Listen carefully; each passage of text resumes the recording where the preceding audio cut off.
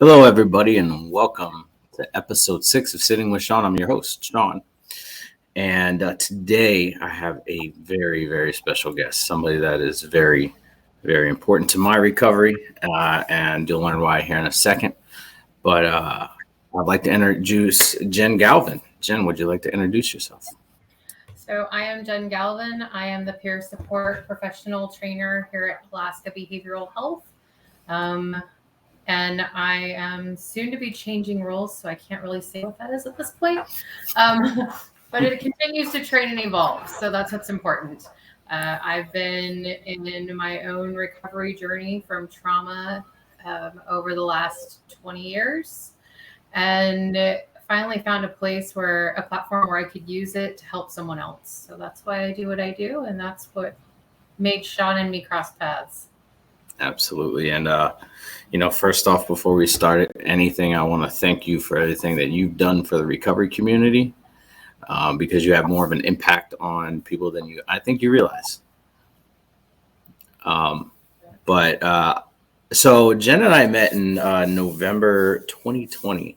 I was, for everybody listening that has heard my story, I was instructed to go to this peer support class. And I was like, what the hell is peer support? I don't know what peer support is. I don't even know where I'm going from this point forward. But quickly when I jumped into peer support class, I met Jen, and Jen has always been a person with open arms.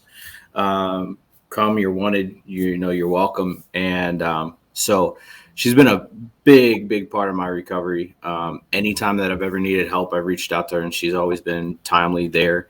And she's always had had answers for the questions that I've had. So personally, I want to thank you for always being there for me and making yourself available. Oh, it's my pleasure, Sean. Thank you for those kind words. I do hear that a lot. I hear that there's a lot of people. Our numbers. So when I started this project, everyone who's taken the class knows I only committed to training 7 of you. Yeah. We started this journey the day COVID shut down the state of Alaska. So give you a picture of what I was working against. Yeah.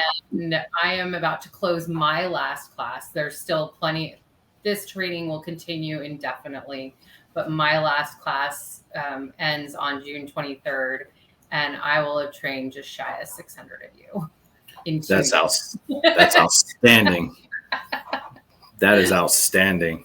And that is amazing. Speaks to the people in your community. That volume speaks to the people who want to be part of the resolution that brings recovery into the light and makes it a safe conversation and makes it important to not just the people experiencing it, but their communities that are seeing it, their family members that are impacted by it, the businesses, the small businesses, the big businesses who don't fully understand the perspective.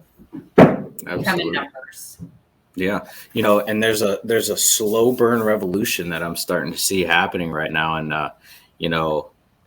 how does it feel to know that you're kind of the catalyst behind that? It's a little unnerving. I'm not going to lie. I have said this in every class. I was a great wallflower until I got to Alaska. And I did really good doing what I was told to stay in my lane and not cause any ruckus. And I don't know what it was about Alaska that was different, but I found my voice up here. I for some reason, that one training, the Reducing Recidivism Conference of 19, when they talked about peer support and all these requirements, instead of just an avid, compassionate story about the healing process that this journey brings on. And, they said you had to have the addiction background. You had to have the criminal background. You had to have mental illness, and you couldn't get away with not having all three. I have one of those. I am a trauma survivor. I am the family member to the other two.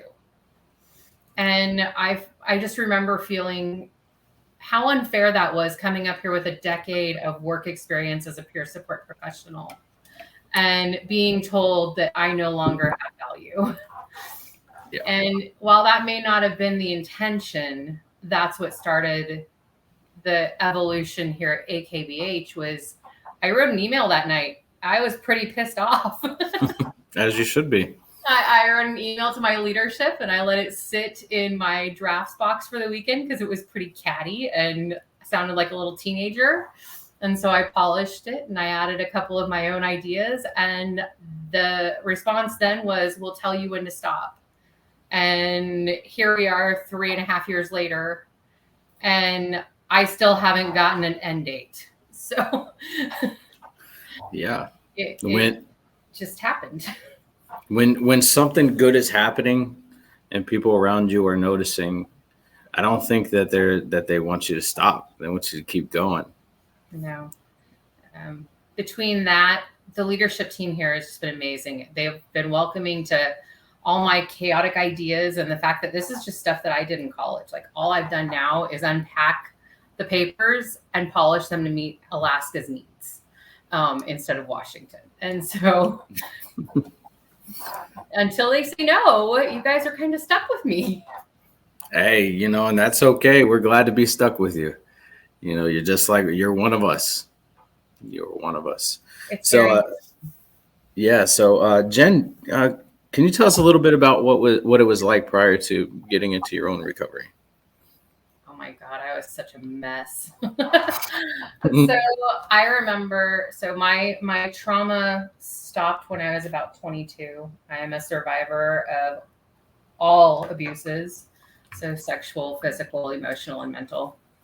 And my assailants were my bio mom and her partner and her partner's sister.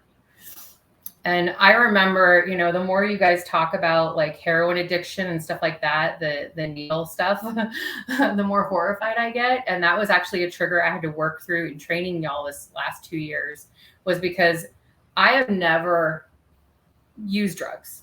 I am clean as they come because of all the anti-seizure medications. That's like legitimately my best excuse for not using. Yeah. But heroin was my assailant's drug of choice. And every time I became combative, they pulled the needle out. And they were ready to inject me. And like I'm poked and prodded my whole life. I had seizures. I'm used to needles. I was horrified of whatever that could do to me.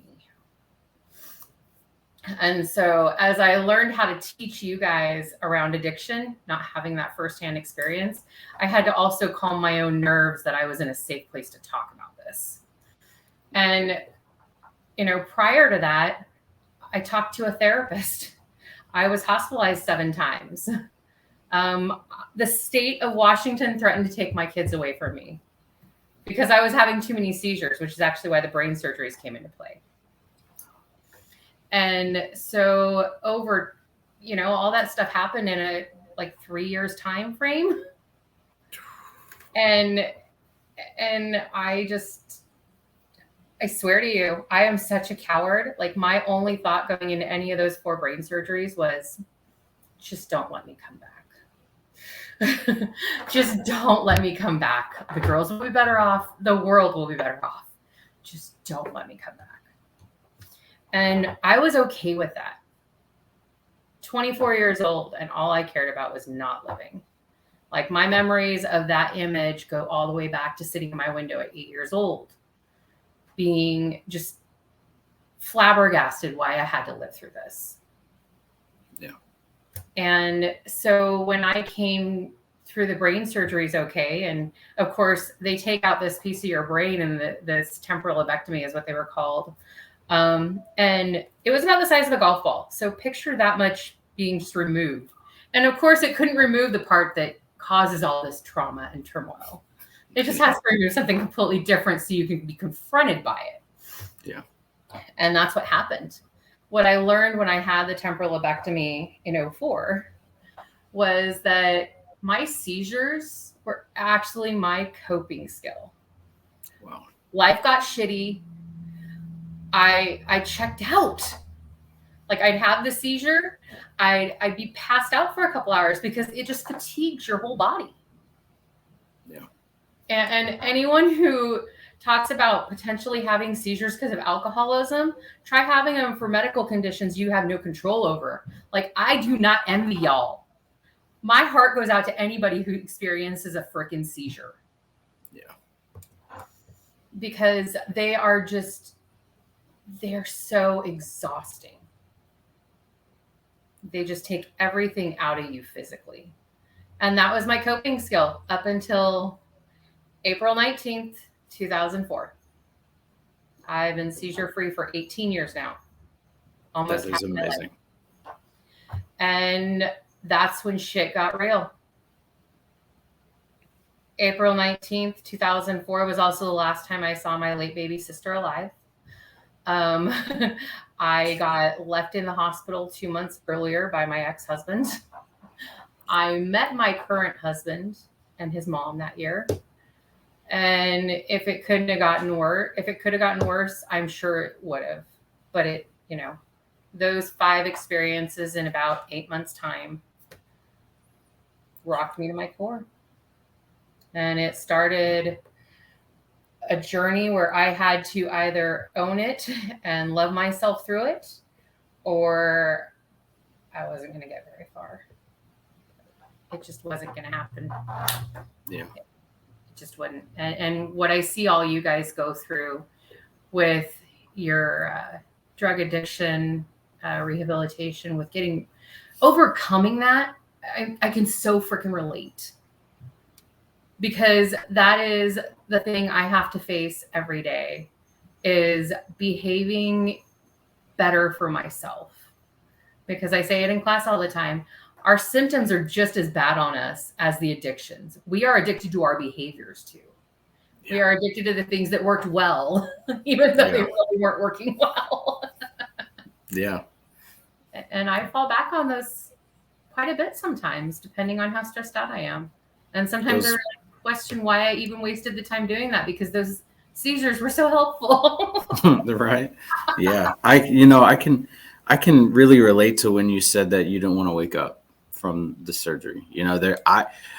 Not since I've been in recovery, but prior to that, and you've heard my story and I've shared it on here. There was times where I didn't want to fucking wake up, man. Like there was times where it was like, please, whatever higher powers up there, whatever force of nature's out there, take me the fuck out so I don't have to live through this. Yep. And something kept bringing me back. And I was just like, dude, why am I here? When are you going to explain this shit to me? Yeah. It's like that scene in Bruce Almighty where he's taunting God and he's saying, "Smite me, almighty smiter." I felt like I was testing fate, and I definitely can understand where you're coming from there, and I can relate. And neither of us regret it, though, right? Yeah.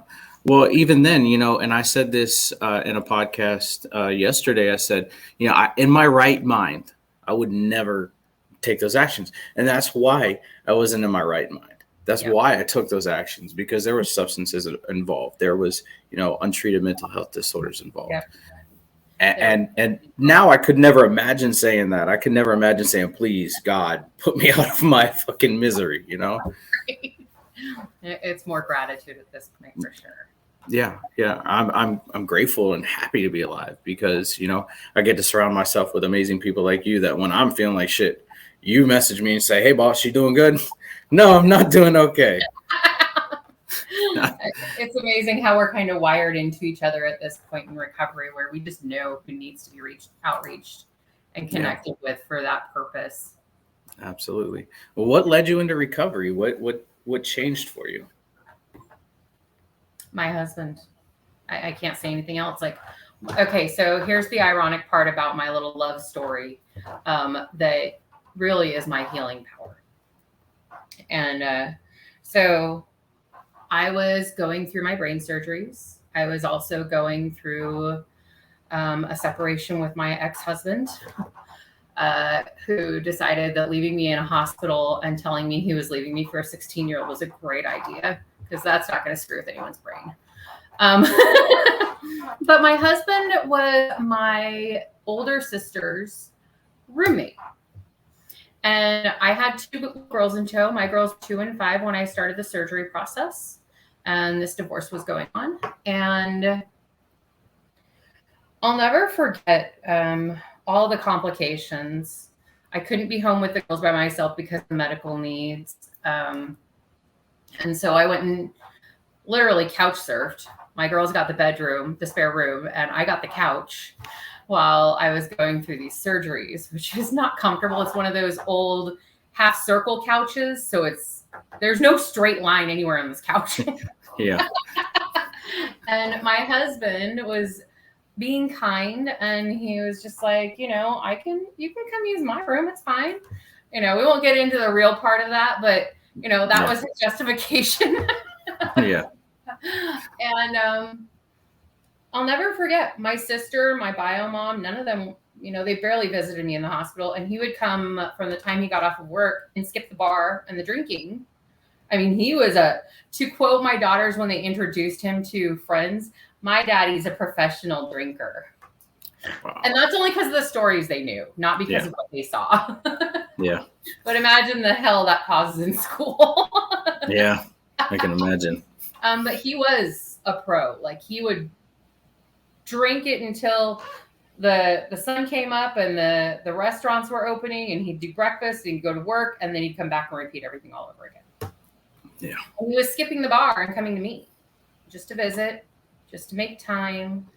And you know, and his mom, his late mom, got introduced to me in that same era. So that first year of recovery, post seizures and all the surgeries. And as much as she hated me for being a woman with baggage, and not just the girls, but a woman with baggage and an impairment on her son, if you will, as an only child herself, and her son being an only child, she did something I have never seen anybody do as a parent. And she flat out told me, I don't completely like you, but my son loves you, and that means so do I. And so she always left it up to him, but she always treated me like I mattered. And both her and her son held my feet to the fire and called me out on my shit every time I fucked up, and never once saw me like my own family did, which was just the patient. Yeah. And honestly, if I didn't meet him and his mom, I would not be doing this job. I would not be in this role, because I would never have seen that value in myself. Yeah. That's heavy. That's heavy.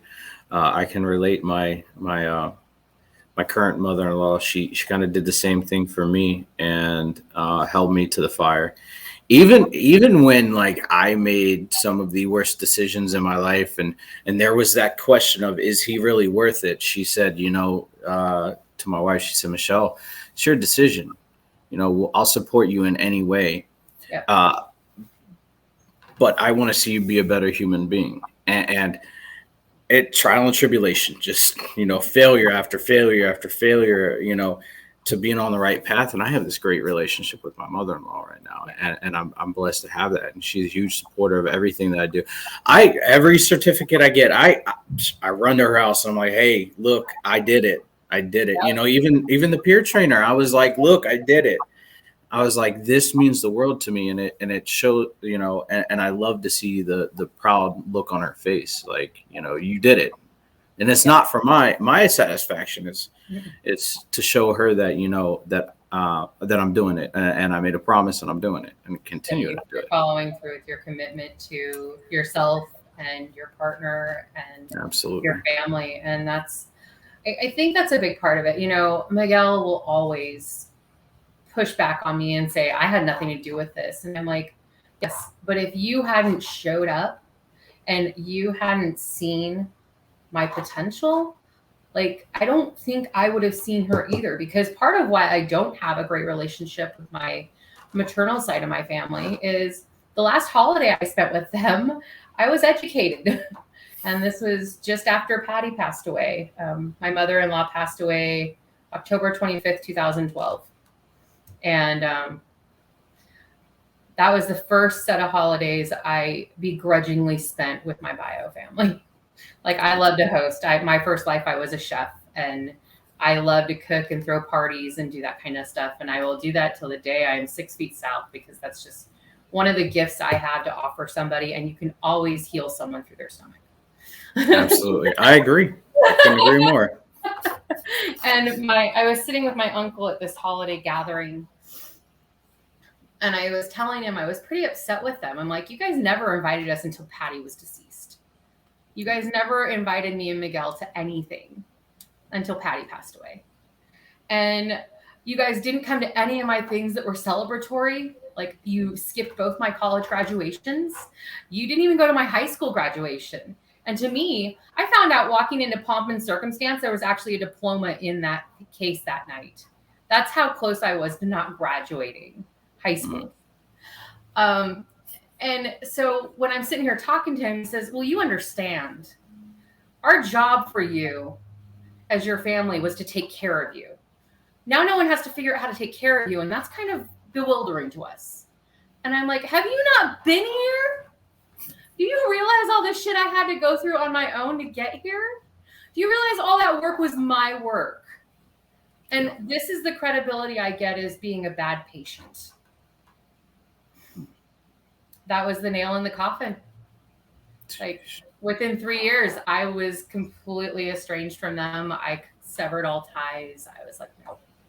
My health, this is a reflection of my health, is you are not worth it anymore. I'm not going to be your patient. And for anybody in recovery, we all know what that feels like. You're just the addict.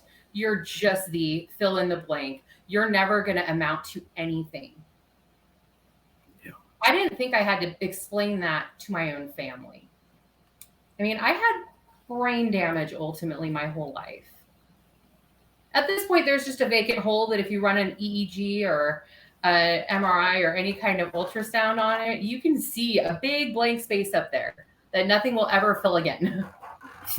And that's kind of funny, because if you're a newbie in the field, it's scary. You're like, a boss? You've lost your brain. I donated it to science. It wasn't necessary anymore. But all of us have experienced that feeling of less than. And then when you do the fucking work and you come back better, and they still see the preceding person. Yeah. And that's where my teaching comes from. That's where all the stuff I've written, all the opportunities I've helped develop up here. We're launching an apprenticeship with the UAA. Like, I didn't even know I was part of that, and apparently I was. So name got pulled from a hat. Hey, here you go. All these things I have taken the time and fine-tuned and polished have been because I don't want another person to sit on a couch with their family being told you're not good enough. Freaking come to me. I will adopt you myself, because quite frankly, we need more families that are handpicked, that are valuable to each other, that bring opportunity versus depletion. Yeah. I can relate to that. You know, I don't know. I don't think I've talked about much on Facebook, but I have an adopted daughter. We adopted her earlier this year. And her dad pretty much dropped her on our doorstep and said, I can't handle her. She's 17. And said, you know, she's this bad kid, and literally tried to fill our head with the worst imaginable things that you could think of. And I don't like to formulate opinions on people based off of what I hear. I like to get firsthand experience. And he's like, she's not going to graduate high school. She's not going to amount to anything. I've done all the work for her, and just a really toxic personality that he has. And you know, she's got trauma of her own. I don't want to speak on that, but this kid graduated high school out of Bartlett. I'm so fucking proud of her. He showed up to the graduation, and, you know, before she went and hugged him, she came over and hugged me and said, thank you. And right in front of him, I looked at her and I said, you did all the work. Nobody did this for you. Yep. I was like, you took accountability for yourself, so you deserve Yeah. And, you know, she worked with Michelle for a little bit, and now she works at the gym on base as a lifeguard. And I continue to remind her every day, like, you did this. Nobody else did it for you. Yep. And I'm proud of you. And it's troublesome to hear that there are still people out in the world that hold that mentality that I've done all this for you. Be Yep. grateful. Yep. I And don't that's know anybody that doesn't work as hard as that works as hard as somebody in recovery. yeah. I don't know a single person that I have come across that feels like they put as much work into their daily tasks and accomplishing things as people who are experiencing recovery every day. Because just showing up for your recovery is a full-time freaking job. Yeah, working on your recovery program is it's hard. It's really hard sometimes. Some days it's easy. Sometimes you wake up and you're like, let's take life by the horns and let's drag it down. But then there's days where it's like, I don't even want to get out of bed. I don't want to be awake. The Dude, world that can was fuck me. itself. Yeah. Yeah. I went to bed at like 9 o'clock the night before because my girlfriend had left she showed up from Washington this last weekend to surprise me. Mhm. And she showed up and then she left Sunday morning and I was just done and tried to go to bed early and everyone else is passed out cold and 2 o'clock and I'm still looking at clock and got up on time for work, got in here by 8. Last night I barely made it home and I literally crashed. Like I slept for like 13 hours. Whew. It was much needed. It was And my much body needed. was just like, you effing really. Yeah. Yeah. And our bodies do a lot of that too. You know, Yeah. they're so wired to keep us in check. Yeah. Oh, absolutely. Absolutely. So, so I know you mentioned a little bit before about being a peer trainer and training everybody in the peership and starting the new venture in life. But what are you doing now to maintain your own personal recovery? You know, now that you're this busy instructor and you're soon to be a founder of a program, what are you doing to take care of yourself? Accountability. Like legitimately, I take my meds every day. I don't do therapy all the time because of where I am in my recovery. And I wish we could figure out what that looks like for some kind of 12 step for people with mental health only. Because we have everything for addiction and we have everything for these trauma rehab centers, but we have very minimal unless you have a direct attachment to one of the others for people that are solely mental health. Yeah. And so, you see my Facebook. I'm pretty open when shit's not going well. I'm pretty animated when I need and open to asking for the support because it's just, up here, I don't have a problem finding support. Like, I don't know how I connected with the people I did, except that I was just given the right tools at the right time to bring us all together. Like, if it wasn't me, I guarantee somebody else would have showed up in due time. But I was blessed with the opportunity, and I know that. And a big part of how I successfully do this is by holding myself accountable and by encouraging people to use how to use the tools they already have to take care of themselves. So That's awesome.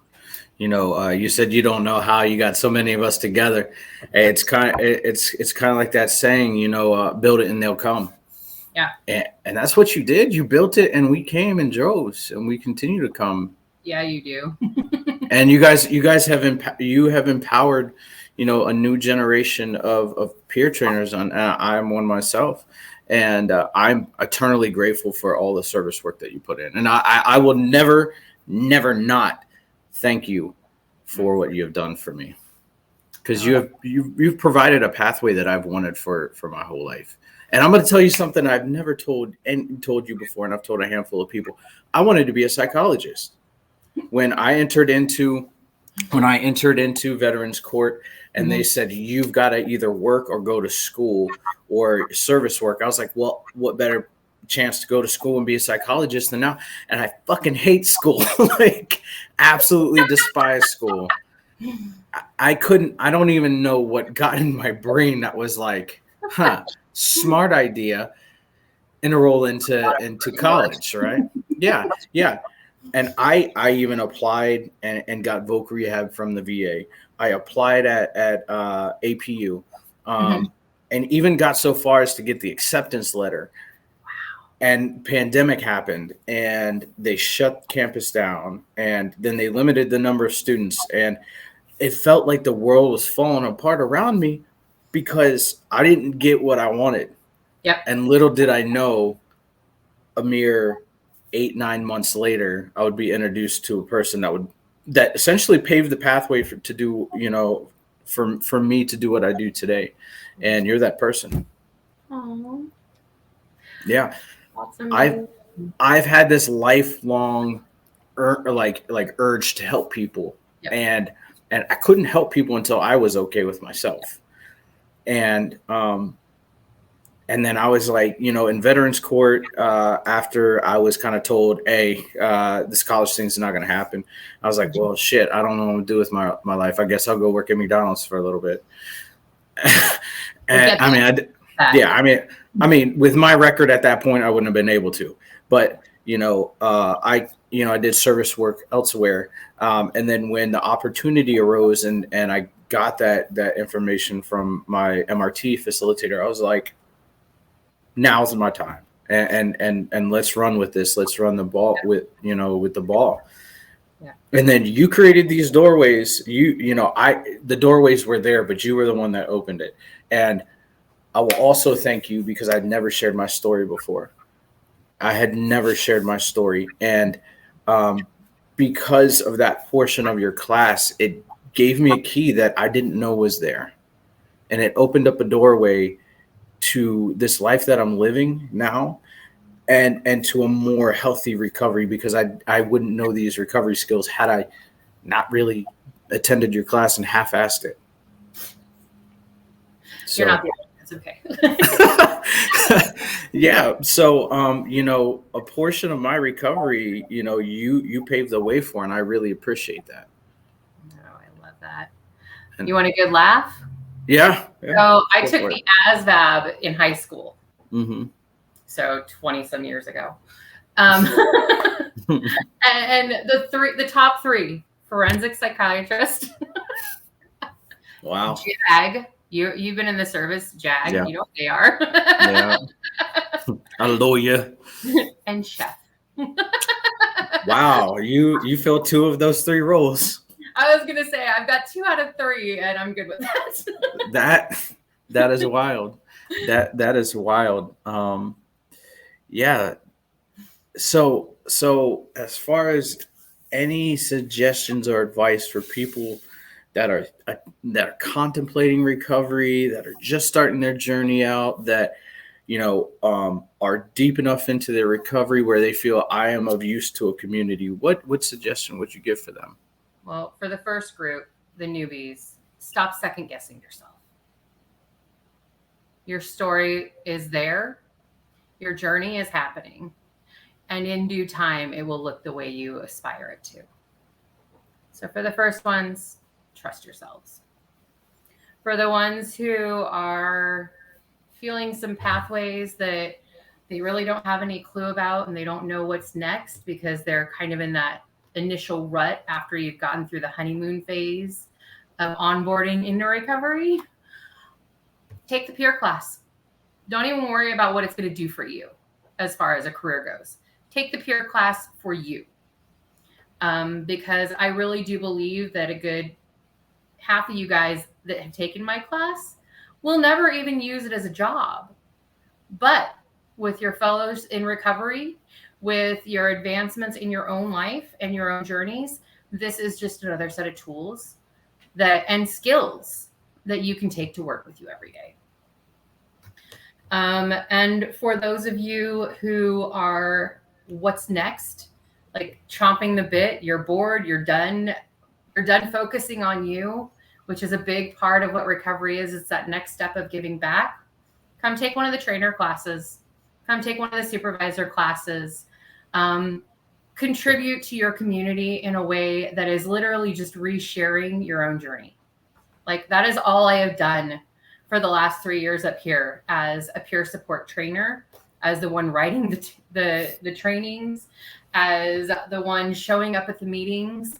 I do this because this is my legacy. I have 2 grown adult daughters. I have a family I totally love. But what I am leaving on this earth is more people willing to step up, stand out, and share so that the next person showing up knows where to turn. Absolutely. Absolutely. Now you can say, I wrote the book on this shit. I literally can. Yes, you can. Yes, you can. I sat on my peer certificate for 2 years, and I was like, I want to do it, but I'm scared. And I've shared this with you before, but when I turned it in, there was a sense of empowerment. Like, okay, this is out of my hands now, and I can no longer do anything about it. Yep. And we'll see where it leads. And it's just crazy. It's crazy when you get into recovery and you start working your program. Yep. that all these avenues start opening up and you get to choose. Oh my God, yes. And sometimes you have to wait for the choice that you make, and other times it comes right to you and it falls right in your lap. And so it's just astounding. And you meet amazing people. Yes. Like had I not have been in recovery, I would never have met you. Probably true. Yeah. I mean, eventually you probably would have seen my obituary. You would have seen my obituary somewhere in the newspaper, but that's a thought for another time. But I would never get to meet amazing people like you and share, be able to share our journey together. That's pretty awesome. And just be excited about this thing that we call recovery. Yeah. It's pretty awesome, and I think a big part of what I've been blessed with up here, especially the stories I have heard, and I have listened to every single one of them with my whole heart. My late sister passed away at 21. This year will be 18 years without her. And she passed away 6 months clean. She was due with her baby the day she died, and she took him with her. But there was a lot of internal dialogue about Jody because she's 4 years younger than me. She didn't have any of the medical conditions I had. And yet the state of Washington treated her addiction more important than a medical condition. And it wasn't until I got up here and I started meeting all the faces of recovery beyond my sister that I realized how much she was struggling with when she used. And I don't think I would have the level of compassion that I do had I not been raised in this environment and experienced the loss of her so early as my fellow storyteller. But then every single one of you just open arm, trust me, without expectation, without judgment. And you don't know me from anybody else. And yet every single one of you trusts my teachings, our integration of pathways, that they're all happening at the right time, and that in some way it's perfect. Yeah. It speaks to the need of the people that show up in class. It speaks to healing I get every time I see someone else step into recovery, no matter where they're coming from. Mm-hmm. And it's just very humbling. Absolutely. Well, Jen, I want to say thank you for being on the show. Thank you for everything you do for the recovery community, and thank you for who you are as a human being, because you are one of the best human beings I've ever met in my life. Thank you, Sean. And thank you for serving our country. I appreciate you. Thank you, Jen. I appreciate you. All right, guys. Thank you for sitting with us for the time that we have here, and I will talk to you guys later. Sean out.